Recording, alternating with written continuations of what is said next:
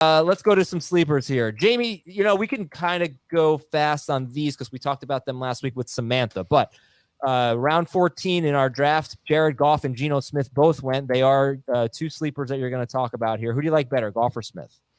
I'll go back to what I said then. I feel a little bit more comfortable with Goff right now just because of the potential of the Seahawks to draft a quarterback at 5. If we get past the NFL draft, I'll probably feel a little bit more comfortable with Smith, who had the better season. Fantasy-wise, it was slightly different in terms of the points. But I do think that we could see the Lions, if they continue to do what they do, a little bit more of the rushing touchdowns going away from Jared Goff. It was 10 of the 17 touchdowns, I think it was. Jamal Williams scored inside the 4-yard line. Maybe it was more than that, 14. Why don't you use my stat? You know my stat's better. 8 completions down to the 1-yard line. Only one of them followed up by a Jared Goff touchdown. Yeah. You're welcome. Thank you. Let's take a look at the points per game. Geno Smith was QB 8 with 21.4. Jared Goff was QB 13. Sorry about that. I'm at 14. He was 15 technically, but that was with Davis, Webb, and Sam Howell. Whatever, right around 13, 14. So Geno was better. Geno also rushed for 366 yards. A little underrated what he did with his legs. Heath, who do you like better, Geno Smith or Jared Goff? Oh, boy, I think I have both of those guys back-to-back. I would lean ever so slightly towards Geno. And Heath, one of your quarterback sleepers is Trey Lance. Would you take Trey Lance ahead of those two? I sure would have a month ago.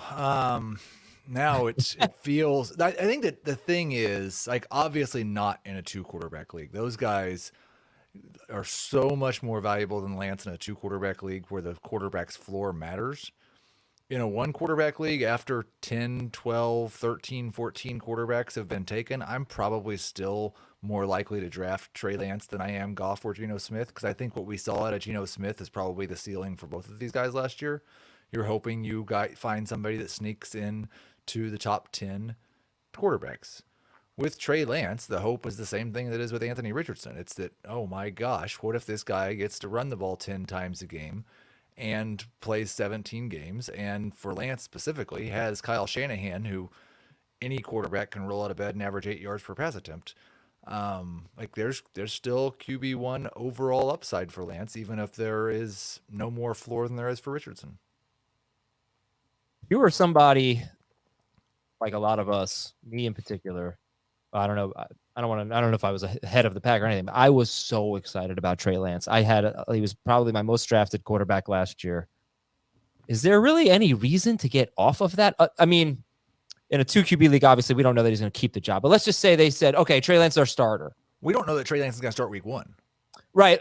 In a world where he is the starter, though, nothing has happened. I know he wasn't good in week 1. The weather was terrible against the Bears, but nothing has really happened to make us feel differently about Trey Lance than what we felt last year, other than the Purdy. I think something pretty big has happened. No. If you took away the Purdy thing, there's no. Well, no, I understand you have to factor that in, but there's no performance. There's no other reason not to like Trey Lance, right? Like if you like the guy that stole his job, then sure. I think there is a little bit in that, like, part of what was wrong with Trey Lance was that he'd played going into last year, like 6 football games in the last 3 years, and now it's 7 football games in the last 4 years or something. Yeah. Like that's a huge. I think that's a huge difference in evaluating him versus anybody else. So his lack of experience and the extended distance between the last time like he was a full-time football player is concerning. Okay. Heath, thank you for understanding my question. I appreciate that. Jamey, let's take a look at your other sleeper running backs. We had Samaje Perine and Deontay Foreman on that list, and A.J. Dillon is an interesting one. He went in round 9 after Samaje Perine in our most recent draft. Then we'll talk about the Dolphins running backs. You have both of them, Wilson and Mostert. How would you rank those 3? Dillon, Wilson, Mostert. In that order. Okay. So how confident are you in A.J. Dillon right now going into 2023? I'm much more confident at his current cost than what he was going at last year, which was unfortunately not a player that lived up to that expectation. Now, he finished the season strong. A lot of it was touchdown dependent. But, we had expectations for him to, I don't know, take over for Aaron Jones, but make it more of a split than it was. And, it just never materialized, especially how this offense played. It was a very low scoring offense, which wasn't the thought going into the season last year. So he's a post-hype sleeper. I think you just look at the expectations last year were probably unrealistic with Aaron Jones staying healthy. And now you have Jones back, but a quarterback change coming most likely. And so I think just based on the cost, he's still going to have an opportunity to get double digits in carries. You look at this receiving core.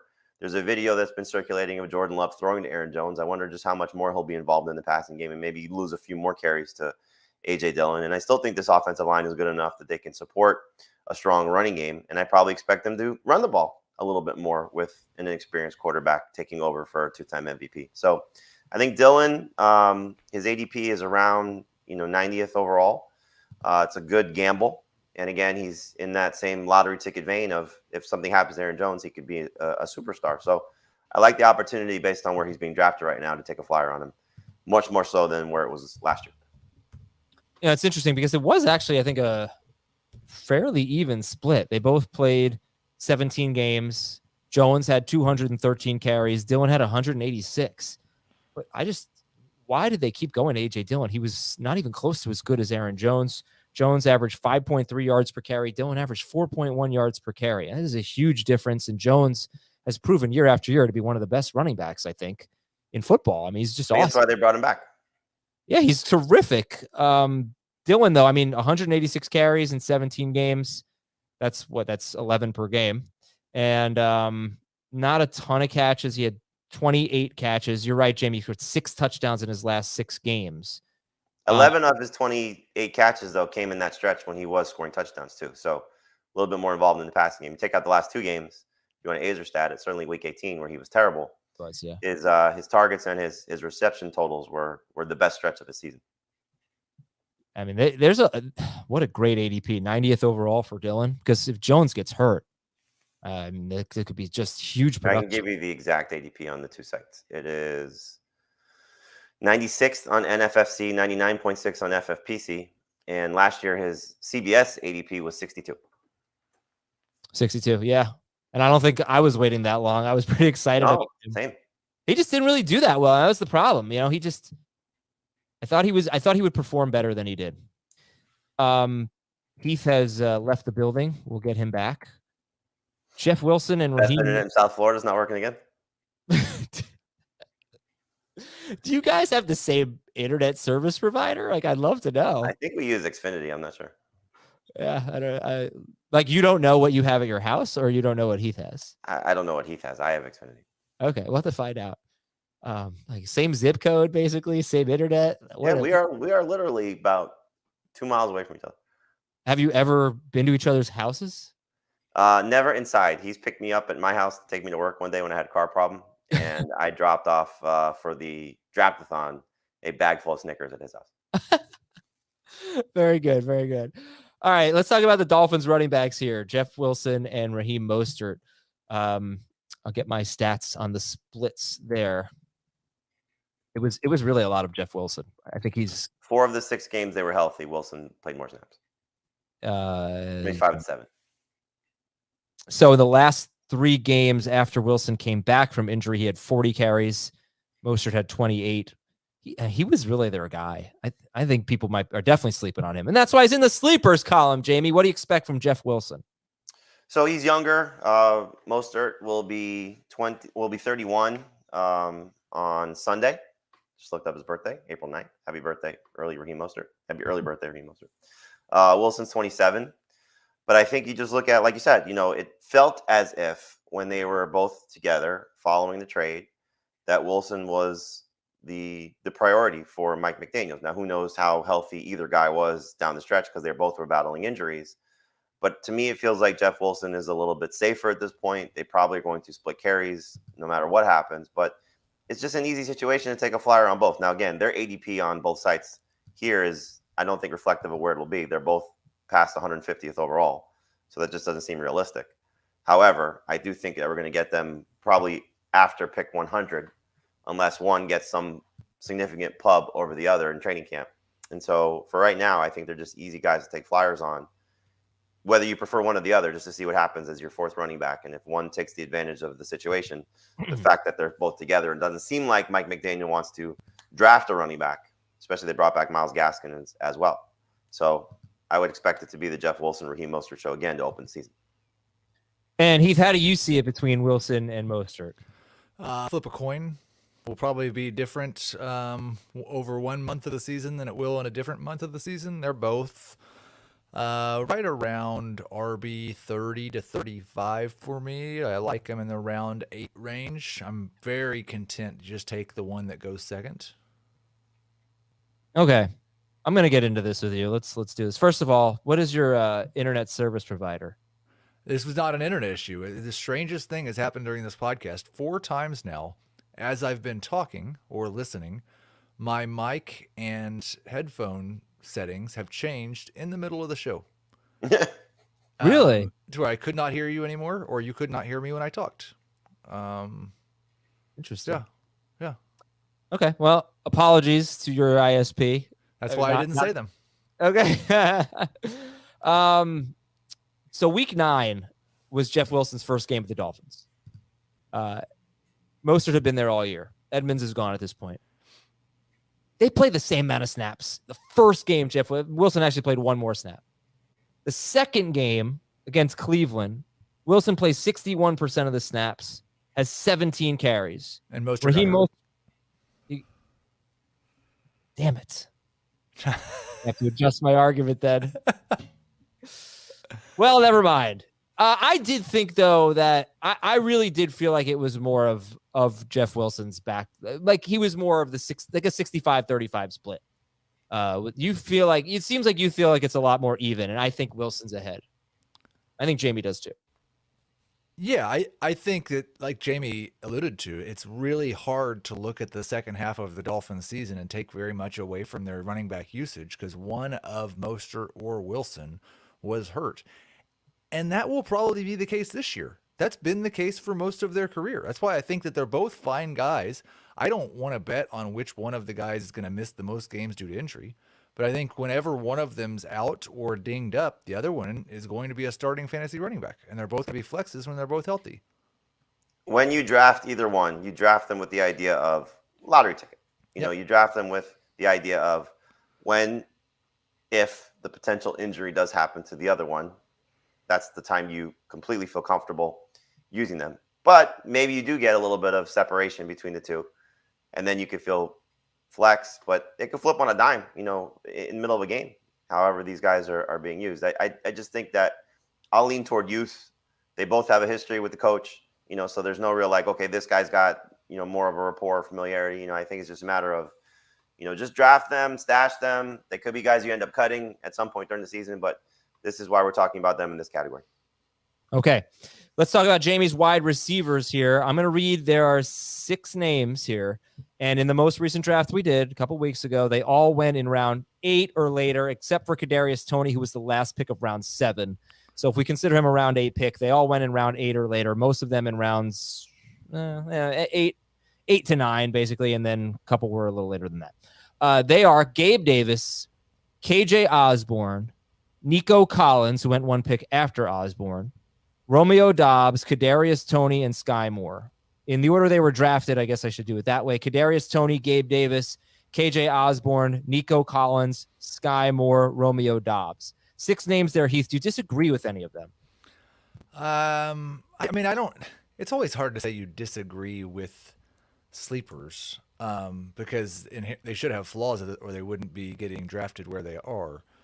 I disagree that if Toney stays healthy, he will be eligible to be a sleeper. I think he's going to be a round 6, round 7 type pick. My 2 favorites from that list are Dobbs, obviously. He was already on my list as a sleeper, and Gabe Davis. Those are my 2 favorites. So why Dobbs? Why do you guys like him so much? Heath, I'll give you the first word. Do you remember? As a sleeper. Sorry. Yeah, I mean, he made some really fantastic plays as a rookie. The coaching staff's talking him up, talking about how he can run every route in the route tree. He's a second-year wide receiver. The research on second-year wide receivers and how good they are at them. Well, not all of them. Not all of them. I think he might even be more complete than Christian Watson is. He's just not quite as exciting or explosive. Yeah. And right now it's just the two of them. Yeah. All right. Jamey, could you see yourself taking Nico Collins off of this list?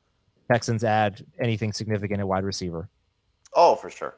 Yeah. And I agree with Heath. The way that I wrote it, I actually led the column with the Chiefs guys. And so, I said I'm sort of cheating a little bit here with Kadarius Toney.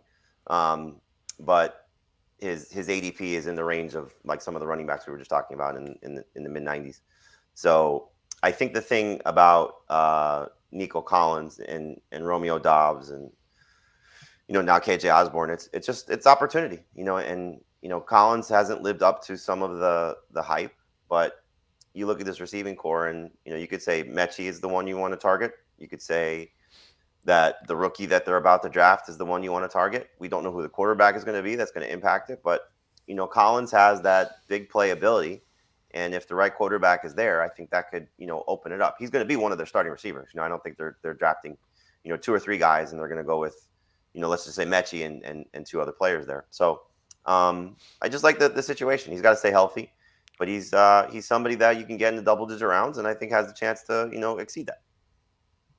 What I like about this list is when you take, I think A.J. Dillon, Wilson and Mostert, Gabe Davis, these are guys that if they just do what they did last year, they'll hit their ADP basically, right? I mean, they performed like 9th round picks last year. It's pretty much where they're going. Davis went in round 8. So and they have upside for more, they could always get better. So, I mean, there's some sleepers like guy like Nico Collins obviously didn't perform like a 8th or 9th round pick, and Dobbs didn't do much, but I do love a guy like Gabe Davis. I mean, he wasn't that good last year, but he still was probably worth an 8th or a 9th round pick, wouldn't you say? So just get a little better. And I think Josh Allen's elbow really affected him. The ankle injury early. I think, you look at him and Dillon, I put them in the same category, post-type sleepers, so there was just so much was expected of them last year, and they flopped. That's really the only way to put it, because for the majority of the season, both were healthy. Again, Davis played through an ankle injury or foot injury, whatever it was that he was bothered by to start the season. And, you sort of alluded to this there. Right before Allen's elbow injury, his targets were up, his production was up, and then, Allen just couldn't throw the ball down the field. So I think the fact that, there wasn't a significant investment, at least as of now, in the receiving core, you just look at the opportunity for him to still be that big play threat that we were hoping he could be. And maybe now he stays a little bit more consistent, but you're attaching yourself to one of the best quarterbacks in the NFL. Dillon, you're attaching yourself to an offense that should run the ball, but B, as Heath said, which I agree, you're an Aaron Jones injury away from him being, a must-start option. So I think it's just a matter of, the things that I try to do with a lot of the players on this list is opportunity, probably not going to lose jobs in the draft. There's a lot of different players we could talk about as sleepers, but you could see them getting replaced easily, and so it's trying to at least get ahead of that now. And then the other part of it is, offenses that they're in. It's always a good situation to look at, like KJ Osborne. We don't necessarily think the Vikings are the best offense in the NFL, but they're still pretty good. And he's going to replace Adam Thielen and should see a big bump in production and hopefully opportunity as well. And I like the situation for him. All right. Before we take our final break and get to Heath's sleepers, early sleepers, Jamey, give me the 2 tight ends. You have Juwan Johnson and Trey McBride. Both were late round picks in the draft we did 2 weeks ago. Is that the order that you'd rank them? Juwan Johnson, Trey McBride? No, Johnson first, McBride second. But, Johnson as the tight end for Derek Carr. I think we saw last year, he was very good at finding the end zone, but I think he's going to show a little bit more as a receiver. You got a little bit of buzz of that at the owners' meetings. And then McBride, I mean, this is a team that a lot of opportunity potential if there is no DeAndre Hopkins there and no Zach Ertz there. And so, second-year tight end, I think he could take a step forward. He was certainly in the type of player coming into the draft that we were hoping could get an opportunity, and didn't take advantage of it last year. But we'll see who the quarterback is, how healthy Kyler Murray may be at some point during the season, but really what this receiving core may look like. Who's your number one? Well, who do you like better, McBride or Dulcich? Dulcich is on Heath's list. Yeah, Dulcich is a breakout for me, so I would put him in a different category. It's always tough with these young tight ends because they haven't done anything yet. So, you can really say sleeper because of where they're being drafted. Dulcich was like right around tight end 10. So to me, I think that's more of a breakout, but no problem calling him sleeper. Same thing with Okonkwo. I think those two guys, for me, when I write breakouts, those would be my two breakout tight ends.